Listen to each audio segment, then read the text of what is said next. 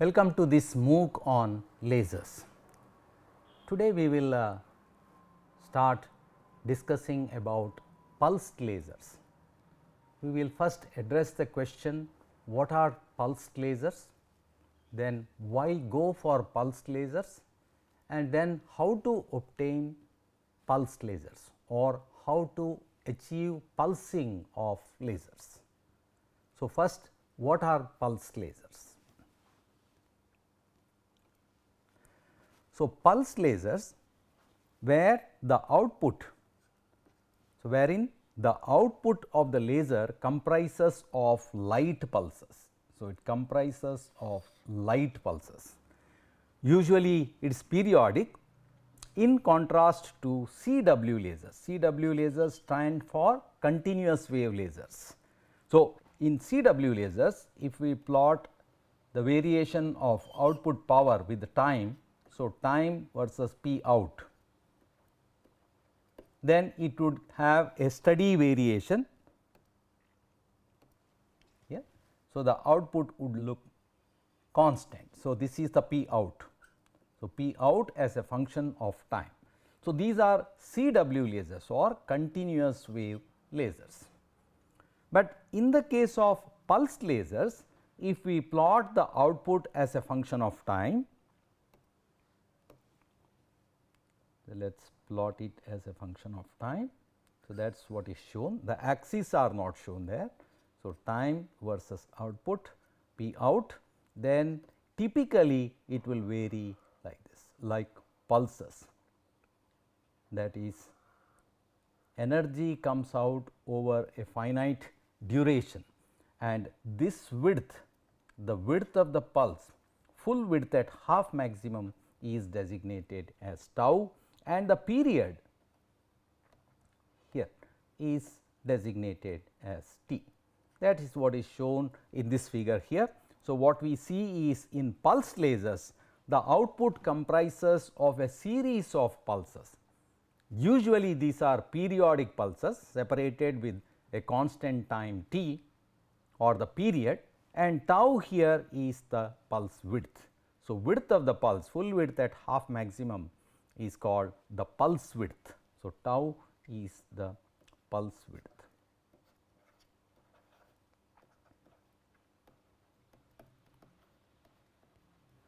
And t is the period. If we, for simplicity, ideally the output would look like this, comprised of pulses which are not rectangular, but for simplicity just to understand the various parameters, if we show the output as rectangular pulses like this, as shown in this diagram here, where tau is the width of the pulse and capital T is the period, that is 1 by pulse repetition rate. So, PRR, pulse repetition rate, that is the number of, so pulse repetition rate.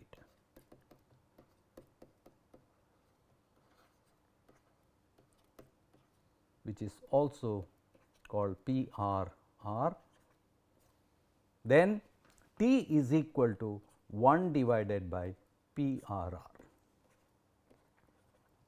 So, the pulse repetition rate tells us the number of pulses per second, and therefore, the period corresponding to one pulse is 1 divided by pulse repetition rate.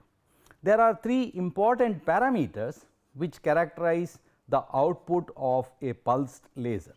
The first one is the peak power, and then average power, and then energy per pulse.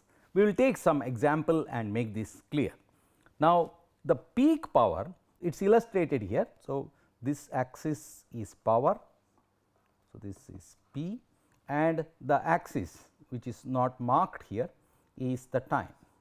So, this axis is time t, P versus t. So, for a rectangular pulse, the top of the pulse is flat and we designate this maximum power as P peak. It is called the peak power. In this case, for example, in a real pulse, so this would be the peak power. So, this is P peak, peak power, P of peak. But for simplicity we have shown a rectangular pulse of width tau and peak power P peak and a period which is capital T. Now, the peak power will be equal to the average power. So, average power is if this power was distributed over the entire period, for example, the area under this pulse will indicate the energy. So, energy of the pulse, energy is equal to power into time. So, power into time, because power is rate of change of energy. So, the area under the curve represents the energy of the pulse, area under the curve, area under the rectangular pulse is the energy of the pulse.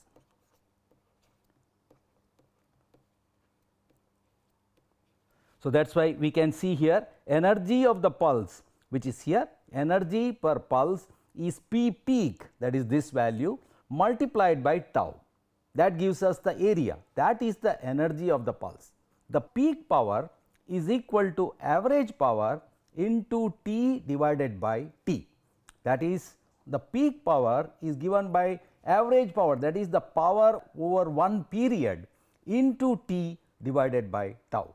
And therefore, if we substitute for P peak from here, we get the energy per pulse is equal to P average into T.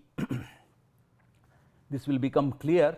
Now, if you take a normal laser and let us say the laser output is coming from here, if we measure the output using a power meter, let us say you have placed a detector here and power meter.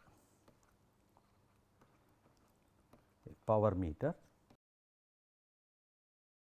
So, what is measured on the power meter is P average. So, P average is the measured power. That is why if you know the average power and the period T or the pulse repetition rate, then you can determine energy per pulse. Alternatively, if you know the average power, then you can also calculate what would be the peak power, provided we know the pulse width and the pulse repetition rate. So, generally pulse repetition rate is measurable, because we can put the output and measure the pulse repetition rate. We can put the output on a fast detector and connect it to an oscilloscope, and then we can determine what is the pulse repetition rate. This is a measurable parameter. P average is also a measurable parameter, and therefore, all the parameters, whether the peak power or the energy per pulse, can be determined in terms of the two measurable parameters, which are the average power and the pulse repetition rate. For example, here this is equal to P average divided by PRR, pulse repetition rate. Both are measurable, and therefore, we can determine the energy per pulse. So, these three parameters are very important in the case of pulsed lasers. So, we will discuss more about this as we go further. Now, I have taken an example here, typically a Q switched Nd:YAG laser. Q switched here is a pulsed laser. We will discuss Q switching in the next lecture. Typically, if we have the measured average power, so the measured power there is 10 watt, pulse width is 100 nanosecond, and pulse repetition rate is 1 kilohertz. That means T, the period, is equal to 10 to the power of minus 3 second, that is 1 by 10 power 3, 1 kilohertz, that is 1000 hertz. So, T is equal to 1 by 1000, that is 10 to the power of minus 3 second. The pulse width tau is 100 nanosecond. Typically, in Q switched Nd:YAG lasers, the pulse width is of this order. It could be anywhere from tens of nanosecond to a few hundred nanosecond. Now, the peak power can be estimated. So, peak power here refers again, let us have the picture. So, what we have is a series of pulses coming out of the laser.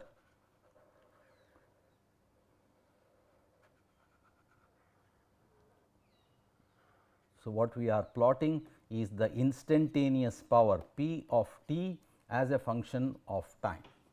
Now, this is the peak power. So, this is P peak.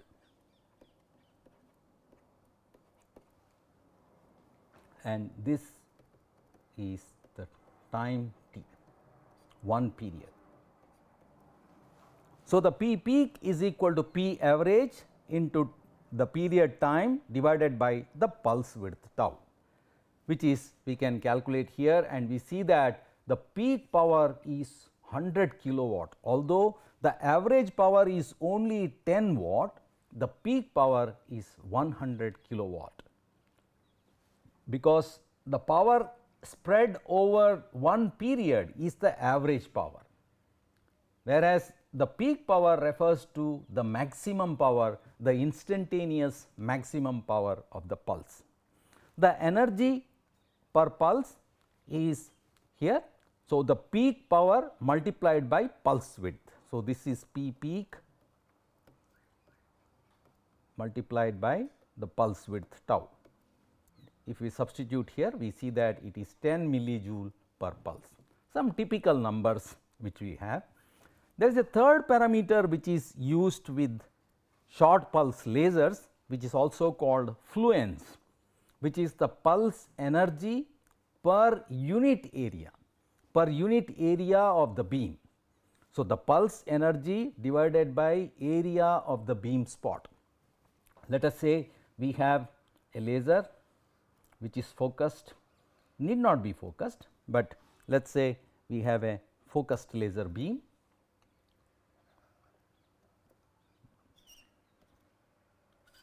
Here, and then the beam is focused.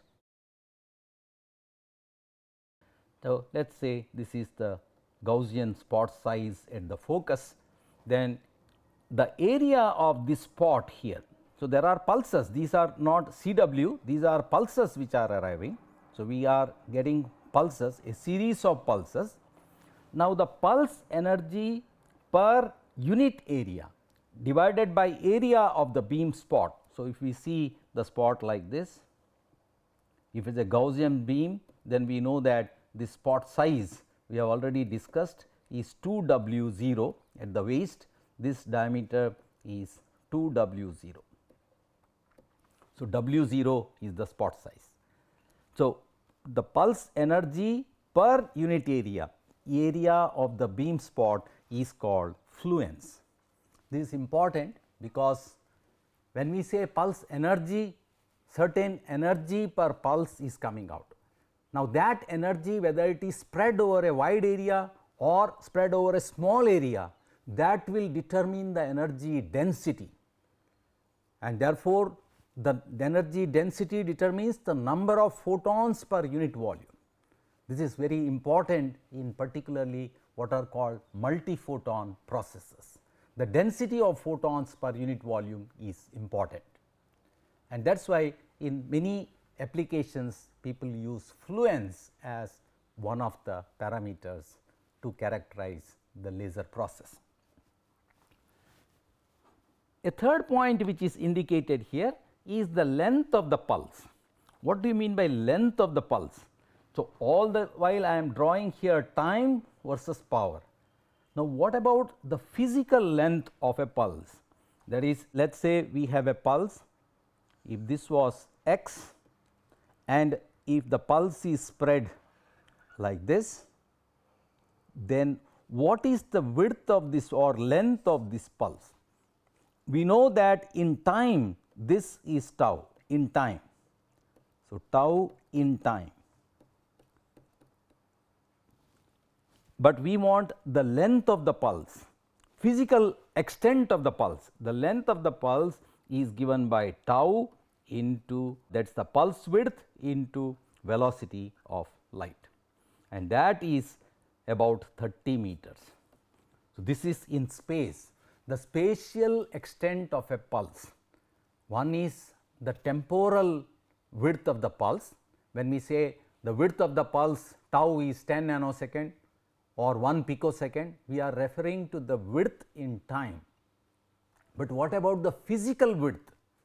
The physical width is also important in certain processes which determines the duration over which the interaction takes place or the length over which the interaction takes place. And that is why we have to have an idea about what is the length of the pulse.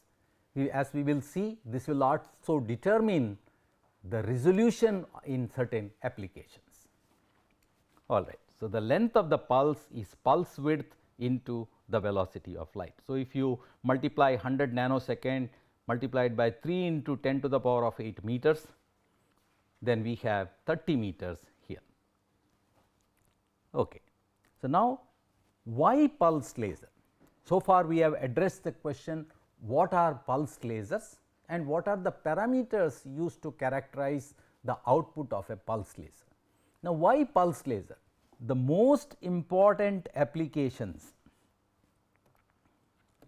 use pulse lasers, and therefore, pulse lasers are very important in laser applications. I have just mentioned certain applications here. As indicated right at the beginning, there are other courses which will discuss laser applications in detail. Our primary objective is to discuss the basics of laser physics, the fundamentals of laser physics, but maybe I will take 1 or 2 applications as we proceed. Now, first point, optical communication, optical fiber communication for example, which uses binary digital communication, that is the signal is transmitted in the form of digital ones and zeros. Okay, let me illustrate here. So, in optical communication you normally have a source, a laser source which gives out pulses, digital pulses, ones and zeros, 1, 1, 0, 1, 1. So, this is 1, here there is 0, they are equally spaced, but there is no pulse here 1, 1, 0, 1, 1 and so on. So, the output from the laser, so this is the laser transmitter, laser transmitter. We will discuss this in a little bit more detail later. Laser transmitter is in the form of optical pulses. The presence of a pulse is a digital 1 and the absence of a pulse is a digital 0. We know that in digital communication the signal is represented in the form of binary digits. Signal is in the form of bits or binary digits, so ones and zeros. In this case, the presence of a pulse is a digital 1 and the absence of a pulse is digital 0. The laser output is modulated, it is modulated according to the signal to be communicated. We will discuss this more later on, but the important point at this juncture is that what is used is digital output or pulsed output from the source in optical communication. So, a binary digital communication with the digital 1 equivalent to presence of the pulse and digital 0 means no pulse at that time at very high data rates. A second application which I have indicated is laser ranging and detection. This is LIDAR, so light detection and ranging, and OTDR, optical time domain reflectometer. Both of these work on the principle of sending laser pulses. So, sending laser pulses to a target and looking at the backscattered or back reflected signal, which is also in the form of pulse, but usually the pulse energy is much smaller, and then depending on the time difference between the initial pulse and the received pulse, one can estimate the range or the distance from where the reflection has taken place. That is the principle of working of a LIDAR or an OTDR, optical time domain reflectometer. The point here is that this application also uses pulsed sources. The output of the laser is in the form of pulses. Now, here I have also mentioned that the spatial resolution in these applications is limited by the length of the pulse. This is why I calculated the length here, length of the pulse. When the length of the pulse is 30 meters, it cannot resolve a spatial object or a spatial location better than 30 meters. That is what is meant by spatial resolution is determined by the length of the pulse. So, smaller the pulse, smaller will be the length of the pulse, and therefore, better will be the resolution. One can look at the application of laser ranging and detection and understand the importance of the pulse width in determining the spatial resolution. The other very important application is precision cutting and laser surgery. So, the lasers used in these cases are high energy pulse laser.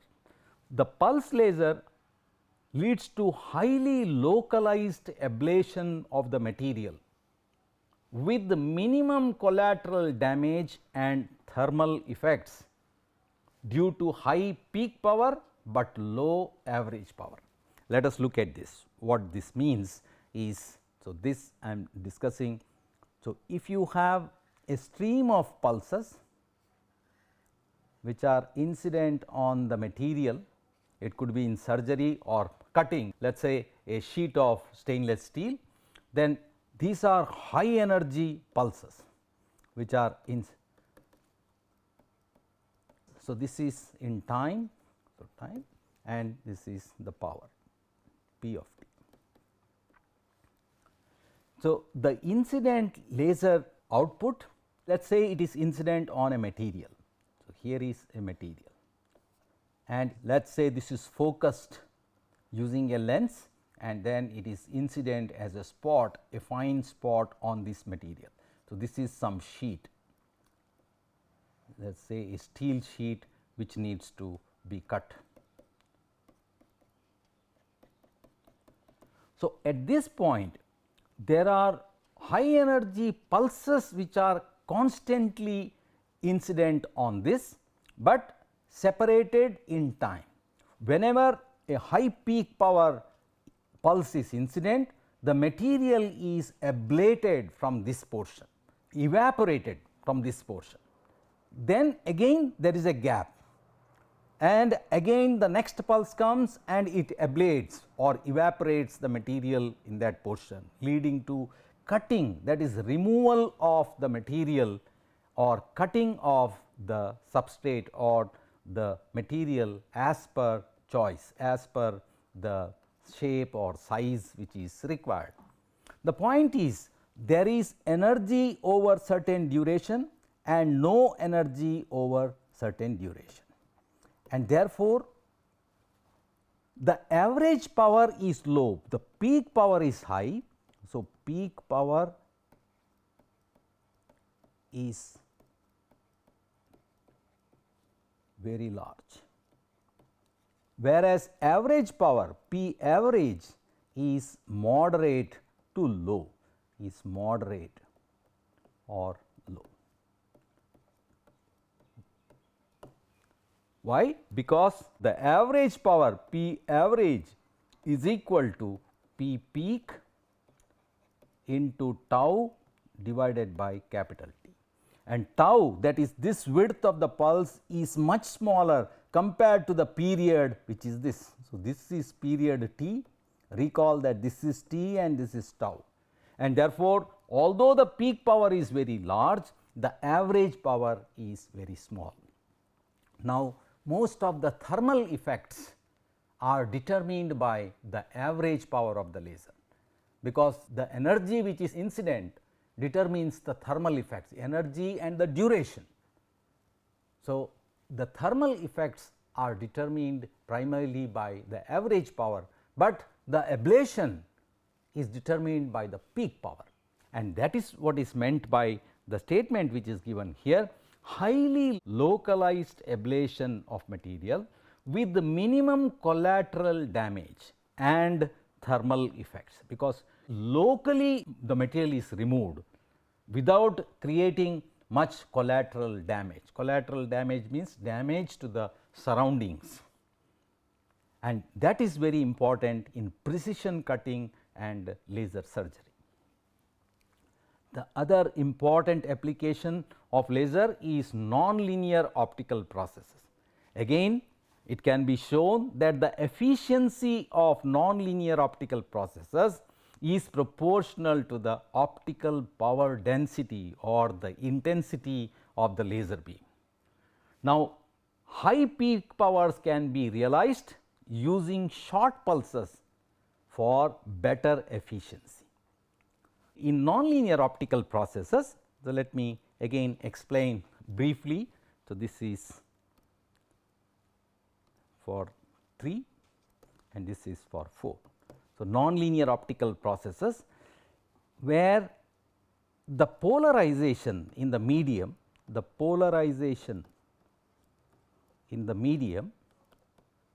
responds to the electric field, instantaneous response to the instantaneous electric field, instantaneous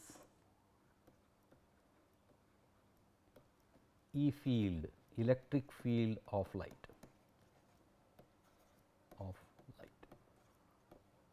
which implies it responds to the peak power,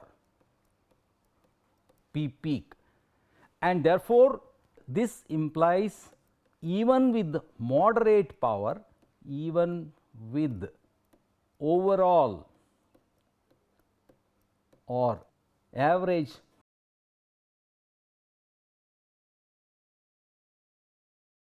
power. So, with moderate, overall or average power, we can have, one can have very efficient nonlinear processes, efficient nonlinear optical processes.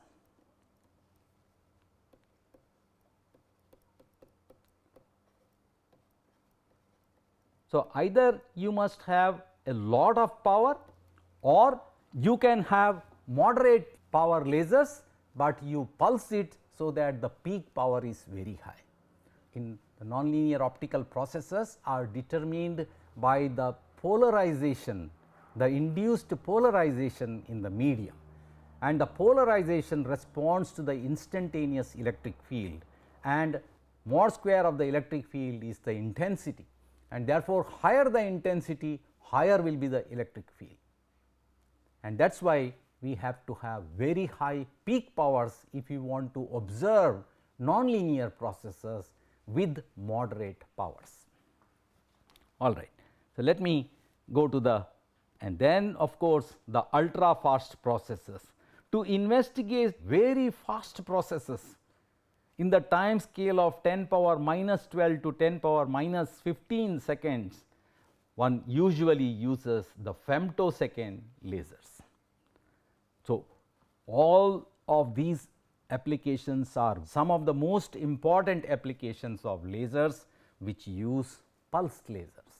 That is the importance of having pulsed lasers. Okay. Let us see some of the methods of pulsing laser. So, I have listed a broad category of 4 methods. 1, external modulation, gain switching, loss switching and mode locking. So, we will discuss one by one these different processes of obtaining pulsed lasers. First, let us discuss external modulation. What is external modulation? As the name indicates, the modulator is outside the laser. If we did not have a pulsed laser, but an application requires pulsed output, then one can use the continuous wave laser with a modulator which can be placed outside. One can use a modulator to obtain pulsed output from the laser. The laser gives a continuous wave output, but once it passes through the modulator, we have modulated output.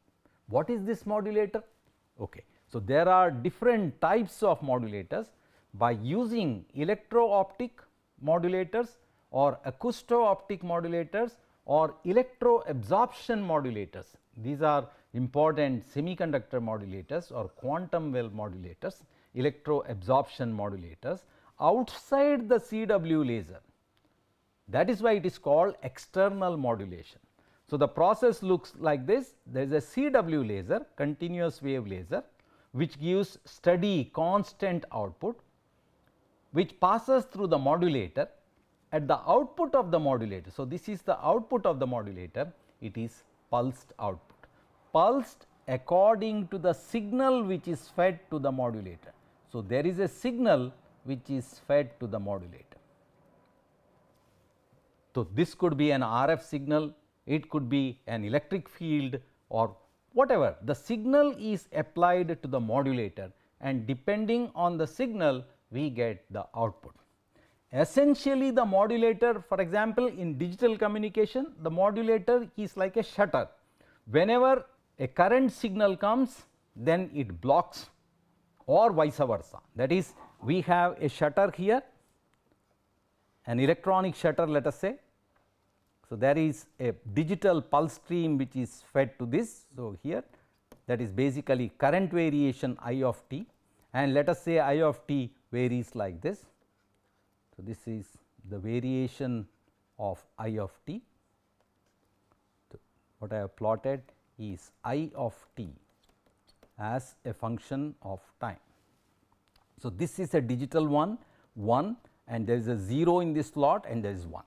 So, if you feed such a current variation to this shutter, the laser beam is coming from here. So, the laser beam comes a CW laser beam, but the output would look like this.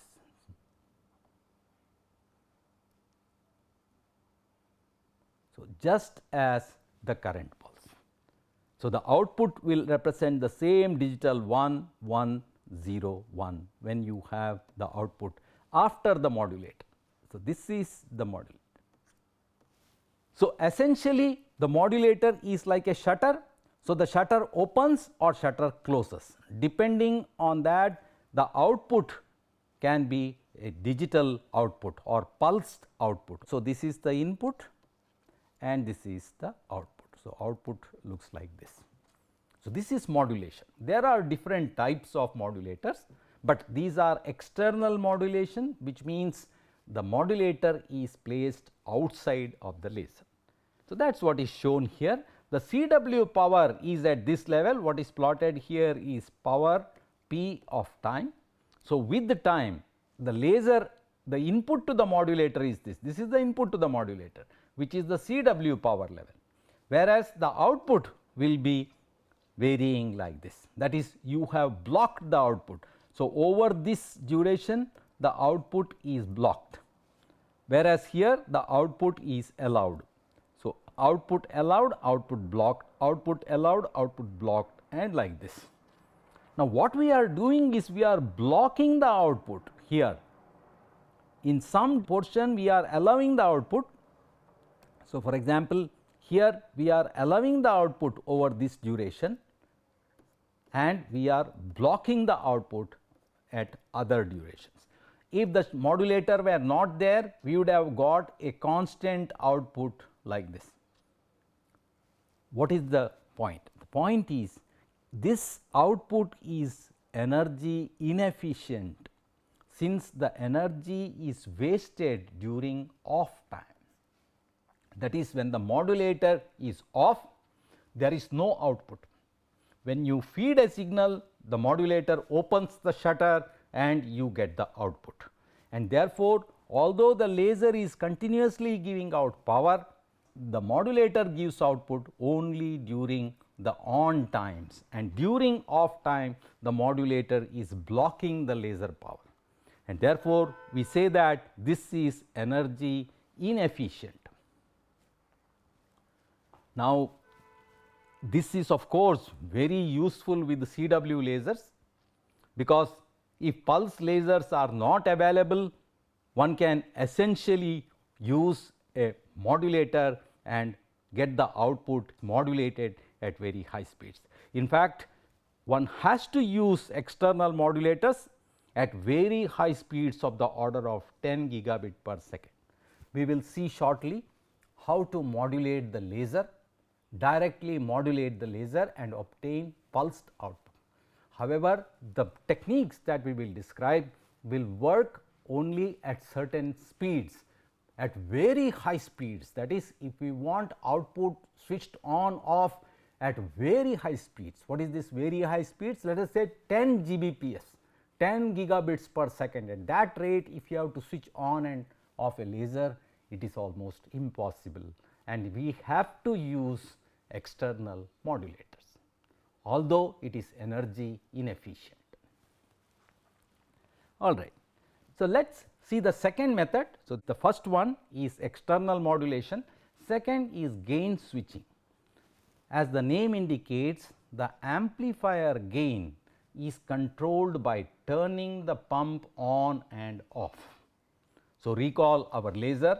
So, we have the laser here, two mirrors. I have shown two spherical mirrors and the gain medium in between here, and there is a pump.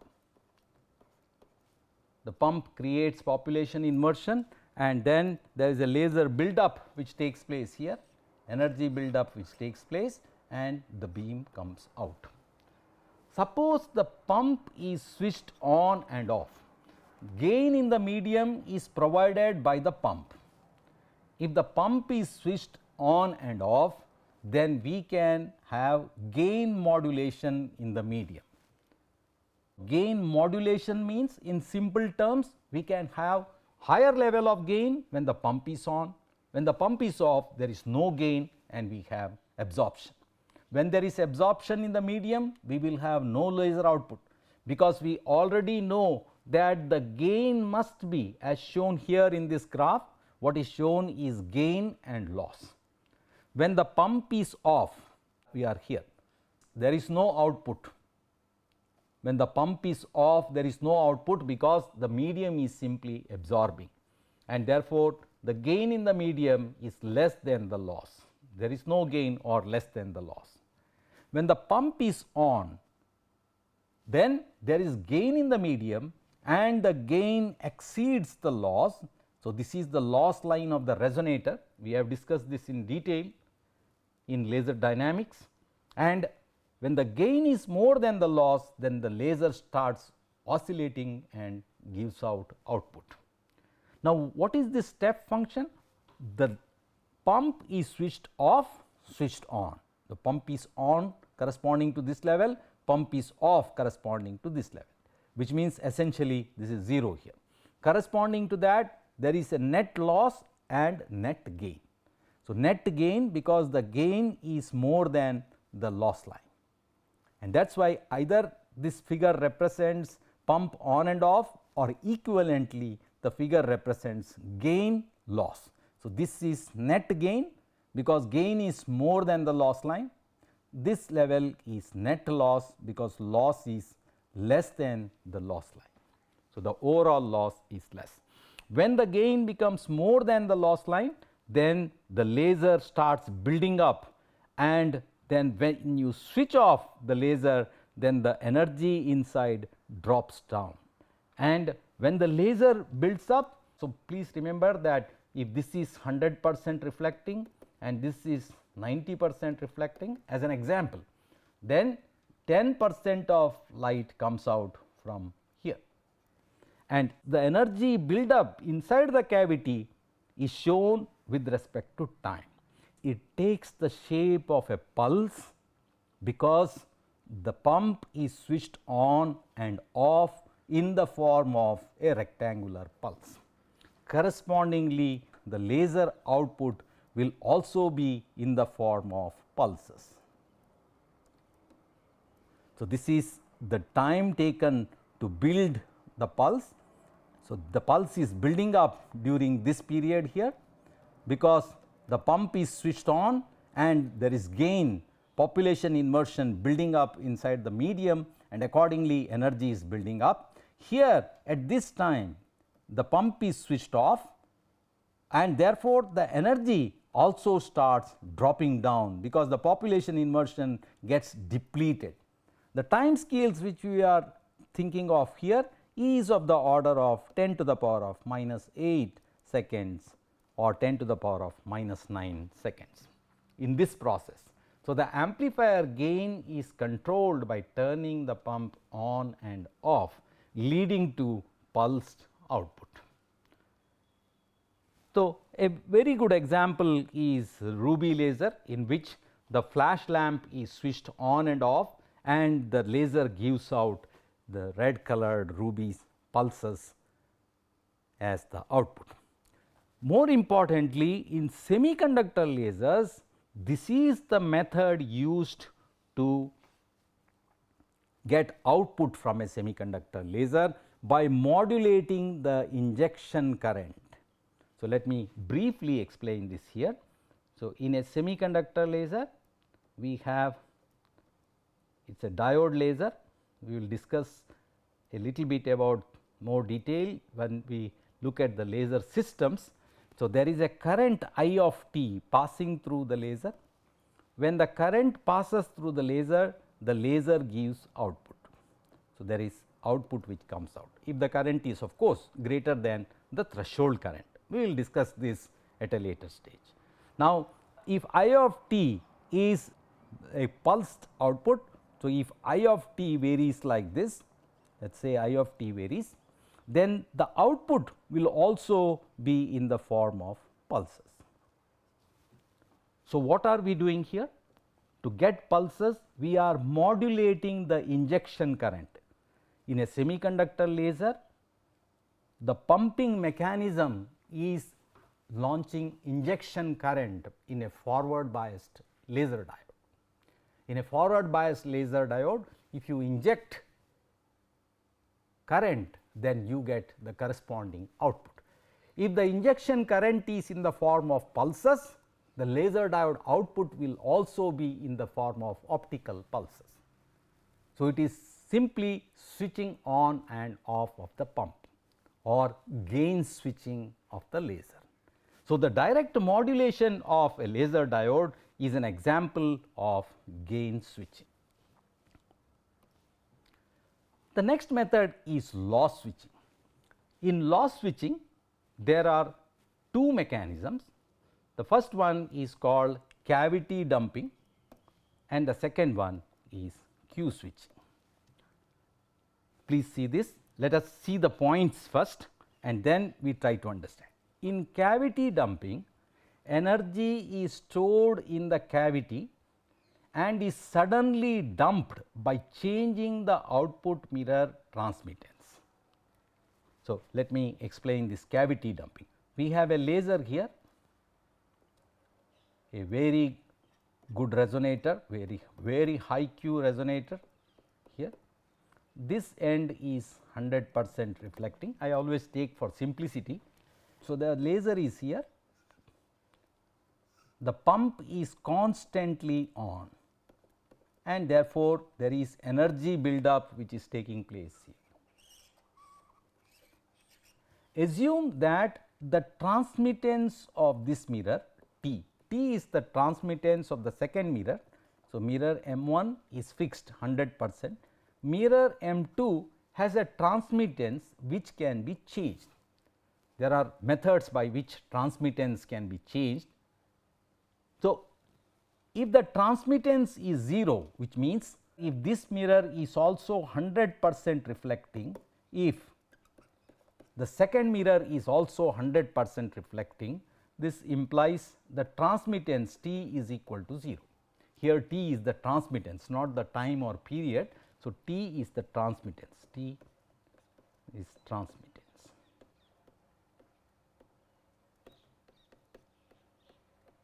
which is equal to 1 minus reflectance of the mirror. So, if the reflectivity is 90%, then 10% is the transmittance. If the reflectivity is 100%, 0% will be transmitted. So, T is equal to 1 minus R. Now, if T is equal to 0, then the energy will build up inside the resonator continuously and it will reach a certain level of saturation, because there is always finite loss in the resonator. The pump is continuously on. At some time t, let us say at t is equal to T0, you suddenly drop the reflectivity from 100% to let us say 50%. Then transmittance T will go to 50%. In other words, 50% of the energy will come out from here. At that instant, there is a high energy built up inside the resonator, but at T is equal to T0, if I suddenly drop the reflectivity or suddenly increase the transmittance of the mirror, then I have 50% of the energy suddenly going out of the resonator. And that way, if I modulate T, if T is modulated, then I get the output also modulated. Modulated means what? Like a step function. All right. So, let me show here now. So, there is a laser which is building up energy here. So, at T is equal to 0, this is 100%. At T is equal to some T0, if I make it 50% or 40% or 90%, then the energy would suddenly come out from the laser. And then if I close the shutter, or that is if I reduce the transmittance again to 0, then there will be no output. So, that is what is shown in this diagram. The transmittance of the mirror varies from 0 to some number, some suitable number. It could be 50%, it could be 90%. So, if the transmittance suddenly varies, then note that the laser output was 0 earlier, because transmittance was 0, and therefore, laser output was 0, but when the transmittance goes high, suddenly we get laser output coming. And then when the transmittance is again brought down, the energy comes down and remains at the 0 level. So, if you modulate the transmittance of the output mirror, then we get a modulated output. This is called cavity dumping, because energy is stored in the cavity and suddenly the cavity is opened and the energy from the cavity is dumped. That is the useful energy for us. So, when you require energy as a pulse, as a burst of energy, the mirror transmittance is temporarily increased from 0 to 100% or 90%, and then suddenly we get a burst. This is called cavity dumping. It is like we have a bucket of water, there is a tap from which water is dropping continuously into the bucket. When the bucket is full, suddenly if you open the bottom of the bucket, then the entire water in the bucket would simply fall down, and that is why it is called dump. So, you have dumped the water in the bucket, because suddenly you opened. Assume that there is a sheet at the bottom which is closing the bucket, or it is possible to open, and so when it is closed, water is continuously falling into the bucket from a tap, and when the bucket is full, you suddenly open. So, it is called cavity dumping, where the transmittance of the mirror is varied. Now, the point to be noted is during off time, that is off means there is no output, the resonator Q is very high, because the reflectivity we have made 100%. Off time means output is off, but therefore, the reflectivity is very high, and therefore, the quality factor Q of the resonator is very high. And suddenly when you increase the transmittance, the resonator will become highly lossy, as shown here. The cavity loss will switch high, the reflectivity of the mirror is very small, and therefore, the cavity loss is switched high. but that is the time when we get the output. So, this is the technique of cavity dumping. In the next lecture, we will see Q switching, and then we will compare what is the distinction between the cavity dumping technique and the Q switching technique. Thank you.